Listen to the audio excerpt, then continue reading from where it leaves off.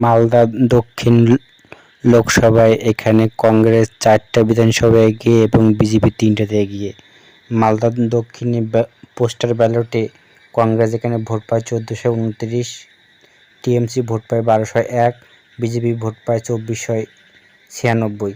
BJP এখানে postal ব্যালটে 1067 ভোটে lead নিয়ে এগিয়ে থাকে। মালদা দক্ষিণ লোকসভার প্রথম বিধানসভা হল সমরেশগঞ্জ বিধানসভা। এখানে কংগ্রেস ভোট পায় 83,619, টিএমসি ভোট পায় 28,848 এবং বিজেপি ভোট পায় 69,805। কংগ্রেস এখানে লিড পায় 13,814 ভোটের লিড নিয়ে এগিয়ে থাকে। তারপরের বিধানসভা ফারাক্কা বিধানসভা। এখানে কংগ্রেস ভোট পায় 87,765, টিএমসি ভোট পায় 36,931, বিজেপি ভোট পায় 47,232। কংগ্রেস এখানে 40,533 ভোটের লিড নিয়ে এগিয়ে থাকে। তারপরের বিধানসভা হলো বৈষ্ণবনগর বিধানসভা। এখানে কংগ্রেস ভোট পায় 68,031, টিএমসি ভোট পায় 46,966, বিজেপি ভোট পায় 87,953। বিজেপি এখানে 19,922 ভোটের লিড নিয়ে এগিয়ে থাকে।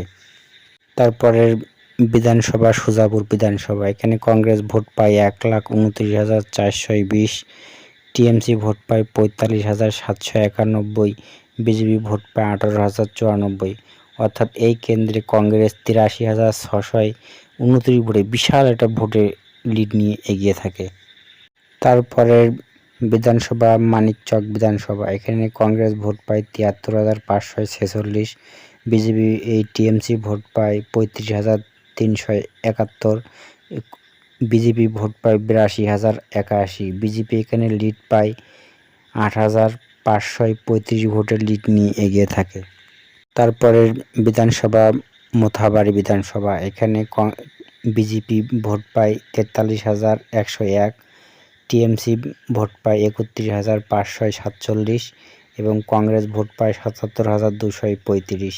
কংগ্রেস এখানে লিড পায় 34,134 ভোটের লিড নিয়ে এগিয়ে থাকে। তারপরের বিধানসভা হলো ইংলিশ বাজার। এখানে কংগ্রেস ভোট পায় 51,350, টিএমসি ভোট পায় 35,414, বিজেপি ভোট পায় 1,34,222 ভোট। বিজেপি এখানে এগিয়ে থাকে 82,872 ভোট, বিশাল একটা লিড নিয়ে এগিয়ে থাকে ইংলিশ বাজার বিধানসভা।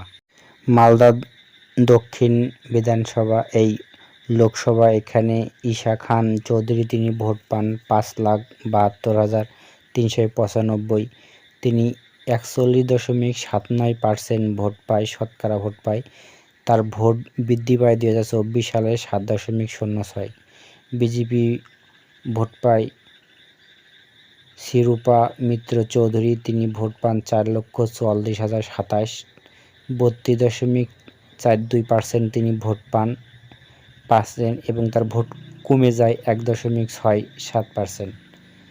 টিএমসি থেকে ভোট পান শাহানুজ আল রহমান, তিনি ভোট পান 3,01,026, 21.98% ভোট পান। তার ভোট কমে যায় 5.49%।